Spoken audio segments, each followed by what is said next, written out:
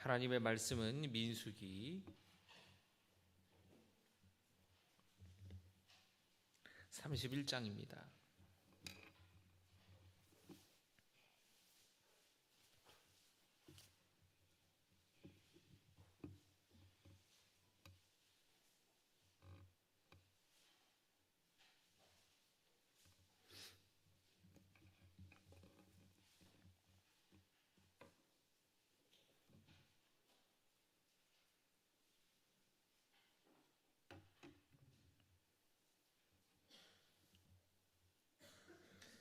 민수기 31장 1절에서부터 12절까지 우리 한 절씩 교독하겠습니다. 여호와께서 모세에게 말씀하여 이르시되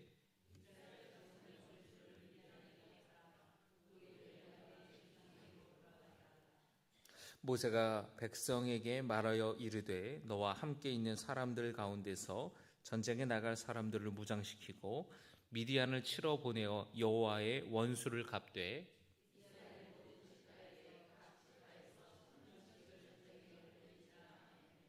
각 지파에서 1000명씩 이스라엘 100만 명 중에서 12,000명을 택하여 무장을 시킨지라.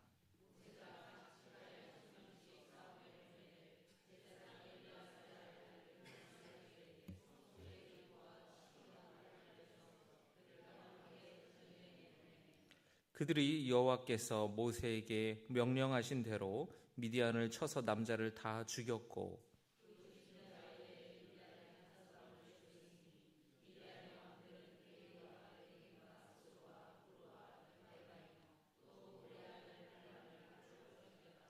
이스라엘 자손이 미디안의 부녀들과 그들의 아이들을 사로잡고 그들의 가축과 양떼와 제물을 다 탈취하고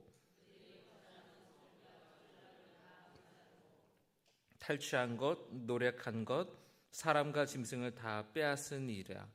그들이 사로잡은 자와 노력한 것과 탈취한 것을 가지고 여리고 맞은편 요단 강가 모압 평지의 진영에 이르러 모세와 제사장 엘르아살과 이스라엘 자손의 회중에게로 나아오니라. 아멘. 작정감사헌금 1천 번째 봉헌하겠습니다. 김동규 권사님, 신경선 권사님, 김진우, 김다빈, 김태영, 정유한, 성시우 무명으로, 전재민, 전주원 무명으로, 감사헌금 윤한우 최미영 집사님, 작정감사헌금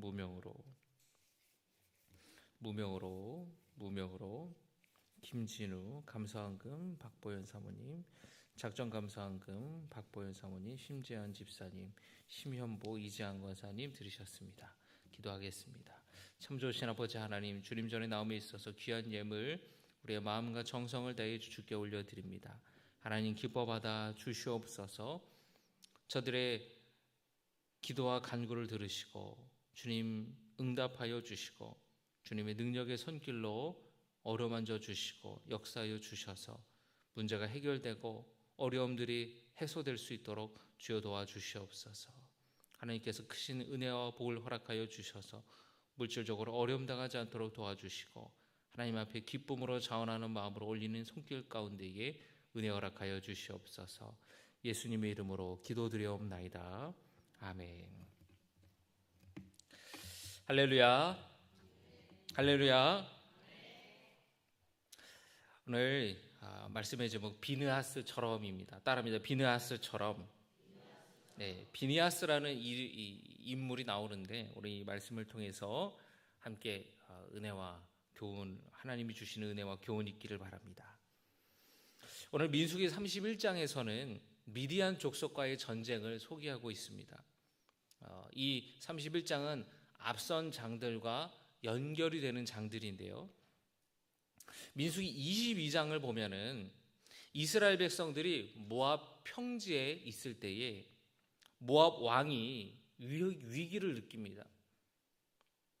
왜냐하면 이 40년 동안 광야 생활하던 이스라엘 백성들의 소문을 들었기 때문에 하나님이 함께 하신다더라, 애굽에서 나왔다더라, 아말렉 족속을 무찔렀다더라, 하나님이 먹을 것을 주시고 그들을 인도하신다더라. 그리고 이제 40년을 광야 생활하고 이제 가나안 땅으로 들어가는 과정 가운데에 모압 평지에 머물러 있을 때에 이 모압 왕이 자기네 땅 바로 맞은편에 이스라엘 백성들이 세력이 강해져서 거기에 머무르고 있으니까 위협을 느끼는 거예요. 여러분, 우리나라도 지정학적인 위치를 보면은 우리나라가 있고 일본이 있고 중국이 있고 러시아가 있고 미국이 있고 그러지 않습니까? 예, 여러분, 우리나라가 제국 때도 그러지 않았습니까? 청나라가 있고 중국이 있고 일본이 있고 그리고 서양 세력들이 있고 이 지정학적인 위치, 우리 앞마당 앞에 적들이 진을 친다 그러면 상당히 위협이 되겠죠. 지금 이 모압 왕이 이 모압 평지에 이스라엘 백성들이 진을 치니까 스스로가 겁이 나고 위협을 느끼는 거예요. 그래서 발람이라는 주술사, 이 무당을 불러서 이스라엘 백성들을 저주해 달라고 요구를 하는 겁니다. 하나님께서 이 발람에게 나타나셔서 모압 왕에게 가지 말라고 이야기를 하세요. 그래서 이 발람이 몇 번을 거절을 합니다. 그런데 모압 왕이 큰 돈을 주겠다, 네가 원하는 거 다 주겠다 이러면서 삼고초려를 합니다. 몇 번을 요청을 해요. 자기 부하들을 보내서. 근데 이 발람도 이 큰 돈에 또는 이 지위와 명예에 흔들려서 결국에 모압 왕에게 가게 되죠. 그때에 재미있는 에피소드가 있지 않습니까? 이 발람이 나귀를 타고 가는데 나귀가 좀처럼 앞으로 나가질 않는 거예요. 이 나귀 눈에는 하나님의 천사가 칼을 들고 지키고 있는 것을 본 겁니다. 나귀가 가지 않고 골목길에서 벽에다가 이렇게 막 바짝 붙이니까 이 주인이 발람이 이제 허벅지 다리가 이제 벽이랑 나귀 사이에 끼니까 이놈의 자식 이거 왜 이래 이러면서 이제 막 뭐라고 하니까 그때 이제 나귀가 말문이 튀어가지고 주인님 지금 저거 안 보이십니까? 내가 지금까지 내가 주인을 함부로 한 적 있습니까? 이대로 가다가는 주인이 죽을 것 같아서 내가 지금 멈춰 있는 건데 그걸 모르고 나한테 나무라십니까? 그때 발람이 눈이 떠져서 하나님의 천사가 칼을 들고 있는 것을 보게 되죠. 그럴 정도로 하나님이 막으셨는데 이 발람이 어쨌든 이 모압 왕에 가는 끝까지 이렇게 갑니다. 그래서 하나님께서는 그렇다면 이스라엘 백성들을 저주하지 말고 축복해라.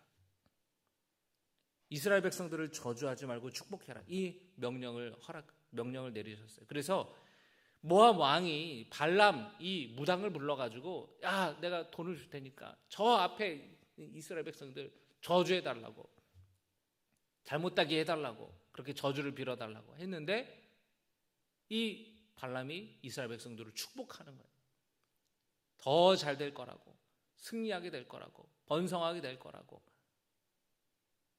그렇게 막 풍성하게 될 거라고 축복을 하니까 모압 왕이 지금 기껏 데리고 왔더니 이 저주하라 그랬더니 축복을 하고 있으니까 짐 싸 다른 데 산 정상에 올라가서 또 여기서 제단을 쌓고 제물을 바치고 저주하시오.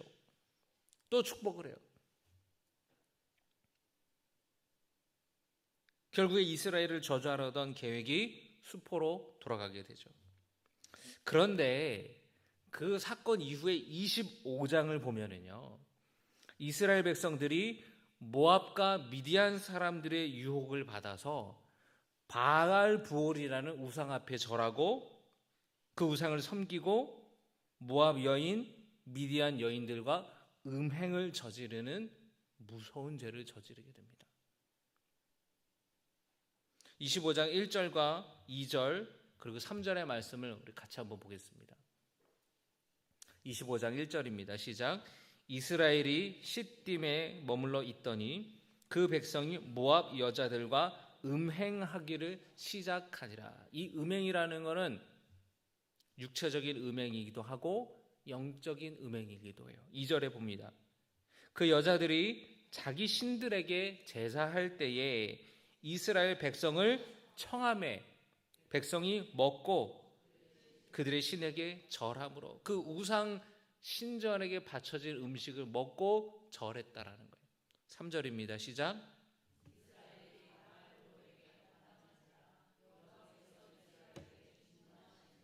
바알 부올이 뭐냐? 여러분 가나안에 바알이라는 신 아시죠? 바알 부올은 뭐냐면 부올에서 섬기는 바알이라는 뜻이에요. 그래서 생산과 출산을 관장하는 신으로 사람들이 믿었습니다. 이방 신들을 이제 숭상하는 그런 종교적인 제의식에는 이 여사제들과 음란한 성적인 관계를 맺는 이 음란한 제의식이 수반되는 거예요. 왜냐하면 이 신이 이 출산이라는 것은 여러분 고대 사회에서 가장 재산을 늘리는, 부자가 되는 확실한 방법이에요. 내가 키우는 소들이 새끼들을 줄줄줄 낳아요. 내가 키우는 양들이 새끼들을 낳아요. 내가 키우는 염소들, 낙타들, 새끼를 낳으면 낳을수록 부자가 되는 거예요. 자식들은 뭡니까? 자식들은 내 힘이에요. 여러분 성경에 자식은 화살통에 있는 화살과 같다 그러지 않았습니까? 내 수하에 내 자식들이 5명, 10명, 그리고 그 손주들이 또 그렇게 이렇게 할수록 세력이 강해지는 거예요. 왜냐하면 이 시대에는 부족국가 시대예요. 우리 부족은 우리 스스로가 지켜야 돼요. 100명인 부족보다 500명인 부족이 더 힘이 센 거예요. 그러니까 자식들을 많이 낳고 또 가축들이 이 새끼들을 많이 낳는 것은 가장 이들이 원하는 일이었어요. 이 신 앞에서 자기들이 이 신을 섬기는 이 절하러 온, 숭배하러 왔던 사람이 그 제2 시간에 여사제들과 성적인 음란한 그런 성적인 관계를 통하여서 그 신들 앞에 이렇게 번성하게 해달라고, 자식들을 많이 낳게 해달라는 그런 의미가 담겨 있는 제의식을 하는 거예요. 이 이스라엘 백성들이 지금 이 바알보올에게 이렇게 우상 숭배하고 절하고 이런 영적인 육체적인 음행을 저지르고 있었다라는 겁니다. 근데 이 사건으로 하나님이 진노하셔서 이스라엘 백성들 가운데에 치명적인 전염병이 임하게 되었어요. 그때 전염병으로 죽은 이스라엘 백성들이 24,000명이었습니다. 그만큼 많은 사람들이 바알보올이라는 우상 숭배에 깊이 빠져 있었던 거예요. 그런데 오늘 31장의 말씀을 보면은 이 일이 발람의 악한 계략이었다고 성경이 기록하고 있어요. 31장 16절을 보겠습니다. 31장 16절입니다.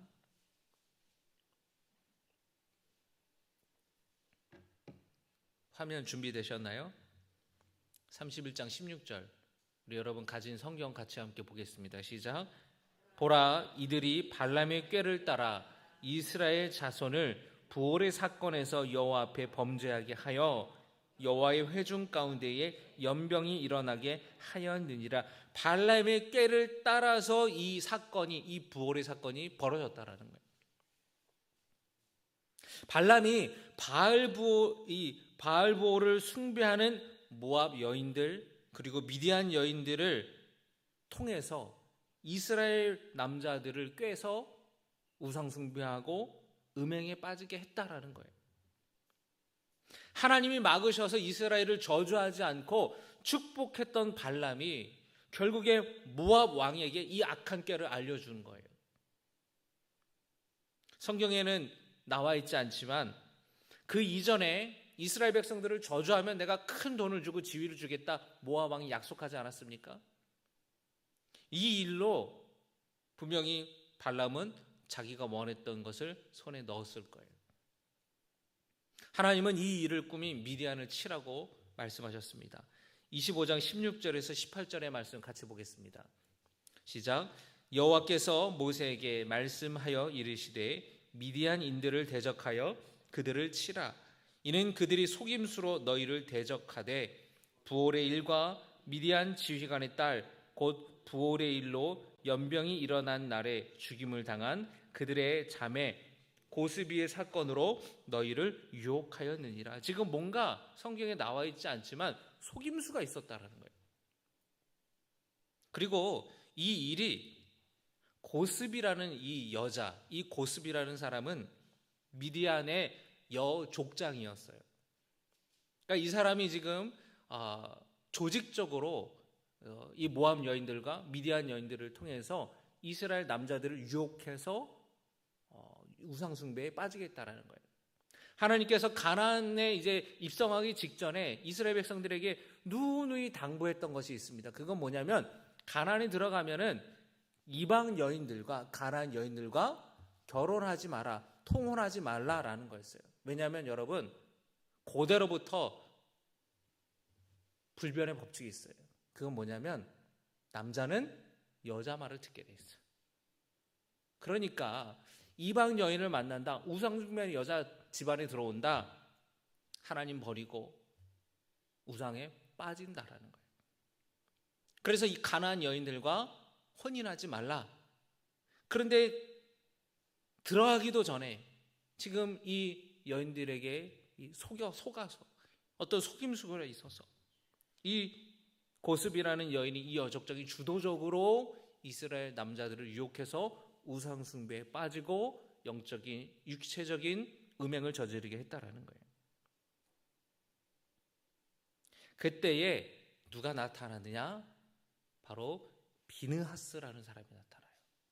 이 비느하스라는 사람이 누구냐면은 아론의 손자입니다. 아론의 손자. 아론의 아들 엘리야살 그리고 손자가 비느하스예요. 이 비느하스가 이 일을 주동한 고스비라는 미디안 족속의 여자를 처단했습니다. 그리고 나서 하나님께서 이제 미디안을 쳐라. 이 발람 역시 미디안 사람이었어요. 그래서 이제 때가 되어서 각 지파에서 1000명씩 뽑아서 12,000명의 군대를 소집해서 조직을 했습니다. 그리고 이 바알볼 우상 숭배 사건을 일으켰던 그 미디안 여족장 고스비를 죽였던 아론의 손자 비느하스가 앞장서게 돼요. 이 비느하스가 성소의 기구와 이 아론의 자식들이 다 제사장 직분을 감당하지 않았습니까? 이 제사장 비느하스가 성소 기구와 나팔을 들고 함께 군사들과 나아갔어요. 이 전쟁은 어떤 전쟁이냐? 거룩한 전쟁이에요. 하나님의 백성들을 유혹하여서 우상 숭배하게 했던 영적인 음란함을 저질렀던 미디안 족속을 심판하는 전쟁이기 때문에 거룩한 전쟁이고 순수한 신앙을 지키기 위해서 싸워야 했던 거룩한 전쟁이었습니다. 제사장이 함께한다라는 것은 제사장 보고 함께하라고 했던 것은 다름 아닌 하나님이 당신이 함께한다라는 그런 뜻이에요. 군사들이 12,000명이 모여졌습니다. 여러분, 이 민수기라는 것이 인구조사, 숫자를 센다라는 뜻이잖아요. 인구조사를 2번 하게 되는데요. 40년 광야 생활하기 전과 후에 이렇게 하게 되는데 인구조사하는 2가지 의미가 있다 그랬죠. 첫 번째는 뭐냐면 20세 이상 군대에 갈 남자들의 인원수를 체크하는 거고 세금을 매기 위해서 하는 거였어요. 그래서 인구를 딱 조사를 해보니까 군대 갈 만한 남자의 수가 60만 명이었어요. 그러면은 여자들과 노인들과 아이들까지 하면은 200만 명이 넘는 인구가 이스라엘 백성이었는데 60만 명이 되는 인구가 전시에 동원을 할 수 있었는데 그런데 여러분 이상하지 않으세요? 왜 미디안 족속을 칠 때는 고작 12,000명만 불렀을까요?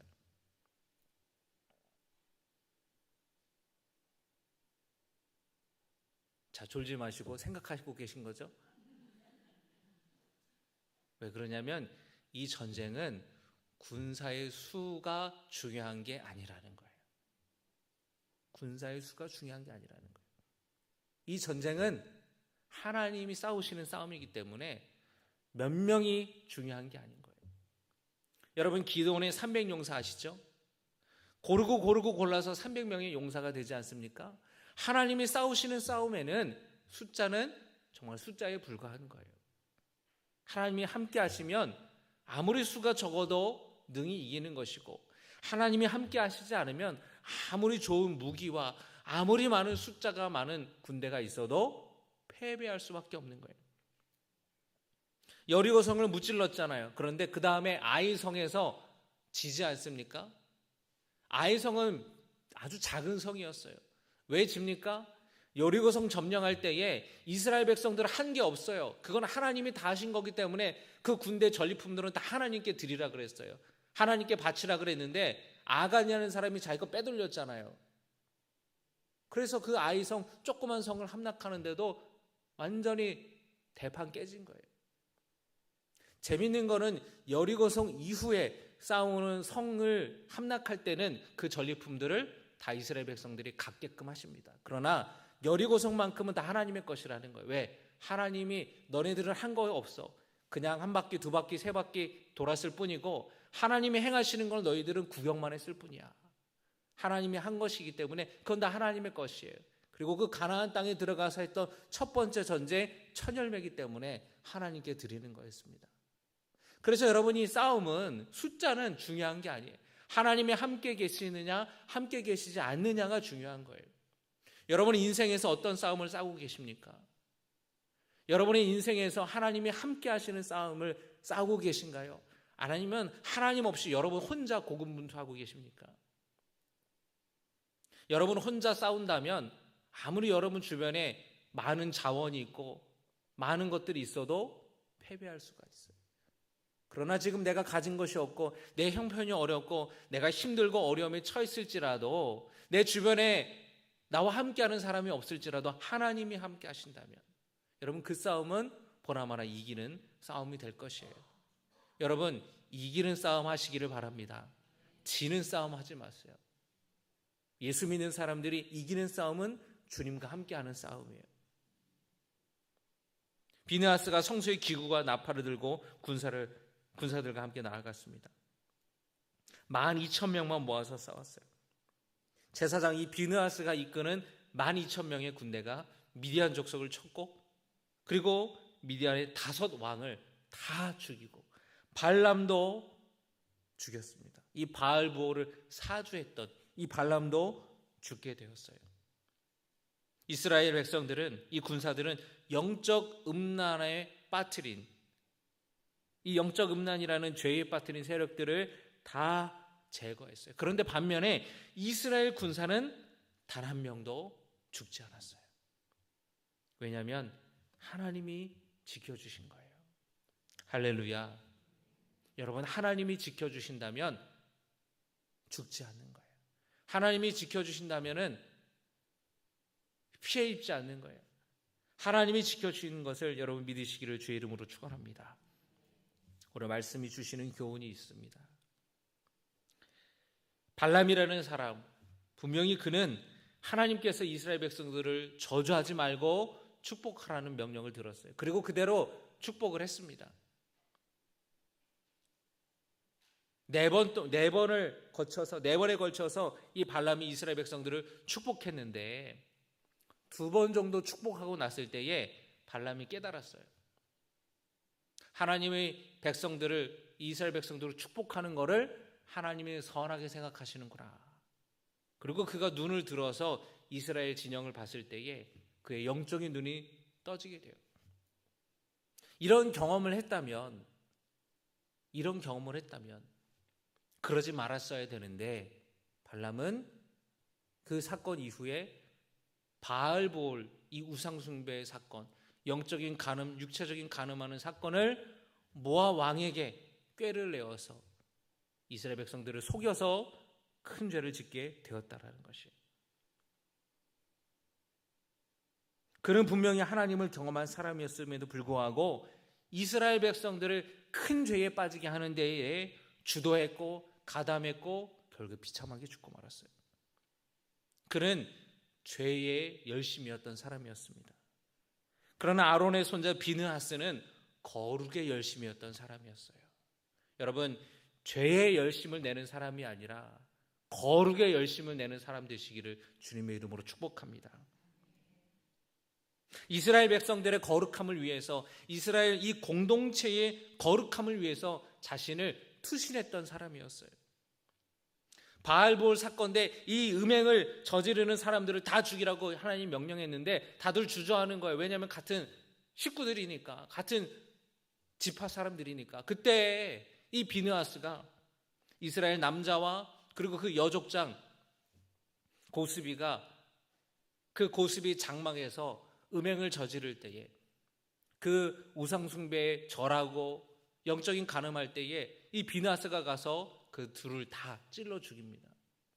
그 공동체의 죄를 없애기 위해서 그가 나섰던 거예요.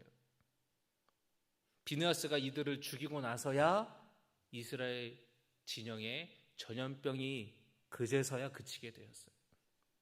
그때 죽은 사람이 24,000명이었어요. 만약에 이 비느하스가 나서지 않았더라면 24,000명이 아니라 이스라엘 전체가 진멸당할 수 있었습니다. 여러분, 우리의 열심이 죄 지는 데 열심이어서는 안 될 거예요. 거룩의 열심이어야 합니다. 하나님의 일에 열심이기를 주님의 이름으로 축원합니다. 사람은 어떤 걸 열심히 합니까? 자기가 관심 갖는 거에 열심히 하게 되어 있어요. 자기가 관심 갖는 거에는 밥도 안 먹고 막 열심히 시간을 투자하고, 시간뿐만 아니라 뭘 또 투자해요? 돈도 투자하고, 주변 사람들도 막 거기에 같이 하라고 그러고, 거기에 관심이 있는 것에 사람이 열심을 냅니다. 죄 짓는 데에 관심이 있고 죄 짓는 데 열심인 사람들이 있어요. 요즘에 뉴스를 보면은 이 연예인들뿐만 아니라 10대, 20대 젊은이들도 마약에 손을 댄다고 하잖아요. 참 무서운 일이에요. 여러분, 미국의 어느 도시에 그렇게 마약 중독자들이 많다라는 이야기를 들어보셨습니까? 경찰도 손을 못 댄다라는 거예요. 사람들이 진짜 영화에서 보는, 좀비 영화에서 보는 그런 좀비들처럼 사람이 그냥 그렇게 영혼이 망가져서 그렇게 살아가는 거예요. 여러분, 우리가 관심 있는 곳에 우리의 마음이 있고 거기에 우리의 열심히 가게 됩니다. 여러분, 죄 짓는데 열심인 사람이 아니라 거룩의 열심을 내는, 기도의 열심을 내는 성도 되시기를 주님의 이름으로 축원합니다. 저는 참 최근에 이렇게 도전을 받는 그런 만남들이 있었는데요. 제 인천에 제 후배 목사님이 목회를 하시는데 목회를 참 아주 잘하세요. 그런데 그 교회 이야기를 들으니까 그 교육자들 또 성도들이 정말 그렇게 열심히 기도를 한다라는 거예요. 산에를 간대요. 산기도를 간대요. 산기도를. 여러분, 90년대 이야기가 아니에요. 90년대 이야기가 아니에요. 산에 가서 그렇게 기도를 한다는 거예요. 때로는 경찰이 막 무슨 일이 있나 오기도 하고, 뭐 무슨 소리가 이렇게 막 나니까. 그런데 그 산기도를 가는 게 어떠냐 물어보니까 정말 특별한 그런 시간이라는 거예요. 거기서 병도 고침받고, 거기서 문제도 해결받고, 기도도 응답받고, 참 거룩에 열심인 분들이구나. 참 많이 도전이 되었습니다. 여러분, 우리가 거룩에 열심을 내는 성도들 되어야 되지 않겠습니까? 우리가 하나님의 자녀라면, 우리가 예수 믿는 사람이라고 한다면 거룩에 열심을 내는, 하나님이 기뻐하시는 일에 열심을 내어서 기도에 열심히, 예배드리는 데 열심히, 전도하는 데 열심히, 힘들고 아픔, 고통 가운데 있는 성도들을 돌보는 데 열심인 성도 되시기를 주님의 이름으로 축원합니다. 우리의 삶에 나로 하여금 하나님의 거룩한 길을 벗어나서 죄에 빠지게 하는 것들이 있습니다. 그런 것들을 여러분 우리는 제거해야 돼요. 버려야 돼요. 여러분 막 그 쓰레기를 여러분 집에 쌓아두면 안 되지 않습니까? 버려야지. 버릴 건 버려야 돼. 안 그러면은 썩어요. 그리고 냄새가 나요. 부패합니다. 버려야 될 것, 죄에 빠지게 하는 것들은 조금 더 남겨둬서는 안 되는 거예요. 우리 주변의 이웃들, 가족들, 성도들을 죄에 빠지게 하는 것에도 우리는 민감해야 돼요. 그냥 놔둬서는 안 된다라는 것입니다. 예수님께서 마가복음 9장 43절부터 47절까지 이렇게 말씀하십니다. 한번 따라서 같이 봉독합니다. 시작.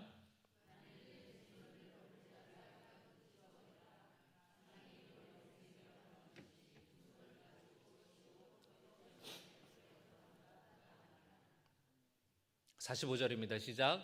만일 내 발이 너를 범죄하게 하거든 찍어 버리라. 두 발을 가지고 지옥에 던져지는 것보다 나으니라. 47절. 만일 내 눈이 너를 범죄하게 하거든 빼버리라. 한 눈으로 하나님의 나라에 들어가는 것이 두 눈을 가지고 지옥에 던져지는 것보다 나으니라. 아멘. 예수님은 우리 거룩함을 훼손하게 하고 죄에 빠지게 하는 것들을 경계하고 조심해라. 손이 범죄하게 하거든 찍어버리라는 거예요. 발이 범죄하게 하든 발을 잘라버리라는 거예요. 눈이 범죄하게 하든 빼버리라는 거예요. 차라리 그거 없이 천국 가는 게 낫다. 가지고 지옥 가는 것보다 훨씬 낫다라는 이야기를 하십니다. 상당히 예수님이 과격하게 이야기를 하신 까닭이 있지 않겠습니까? 예수님이 이렇게까지 말한 의도가 있을 거 아니에요. 적당히 돌려서 말하면은 못 알아먹는다라는 거예요. 얼마나 이게 심각한 문제인지를 못 알아듣는다라는 거예요. 그래서 주님은 손을 찍어버리고 발을 찍어버리고 눈을 빼버리라 이렇게 심할 정도로 주님이 언성을 높이시면서 강조해서 말씀하시는 겁니다. 많은 사람들이 음란에 빠져 있고 많은 사람들이 도박에 빠져 있고 중독에 빠져 있어요. 알코올 중독, 게임 중독. 여러분 우리를 하나님으로부터 멀어지게 하고 죄를 짓게 하는 것. 여러분 여러분에게 있어서는 뭐가 있을까요? 그걸 제거하셔야 우리가 온전히 하나님 앞에 나아가고 하나님과 동행하는 삶을 살아갈 수가 있다라는 것이에요. 여러분 오늘 이 말씀을 기억하고 결단하시기를 주님께서 여러분의 마음 가운데 없애야 되는 것, 제거해야 되는 것, 생각나게 하시는 것이 있다면 이 시간에 결단하시기를 주님의 이름으로 축원합니다. 시간 오늘 주시는